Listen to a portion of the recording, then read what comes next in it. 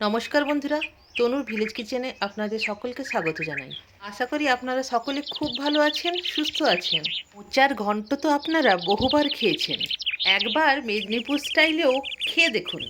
আমি এটা ছোটবেলায় বহুবার খেয়েছি আর বিয়ের পর বহুবার বানিয়েছি। গ্রামের মানুষ সচরাচর মোচা কিনে খায় না। আমাদের এই বাগানে মোচা এত হয়, সপ্তাহে একবার দুবার তো খাওয়া হয়ে যায়। দুই ধরনের মোচা হয়, একটা মিষ্টি কলার মোচা আর একটা কাঁচকলার মোচা। মিষ্টি কলার মোচা মিষ্টি হয়, নিশ্চিন্তে রান্না করা যায় নির্ভয়ে, কোনো কষাটে ভাব থাকে না। আর কাঁচকলার মোচা একটু তিতকুটে হয়।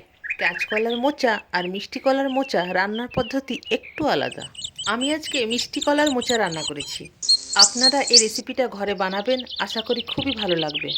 এই রেসিপিটি শুধু যে সুস্বাদু তা নয়, খুবই স্বাস্থ্যকর। আপনারা ভালো থাকবেন, দেখা হবে আর একটা রেসিপি।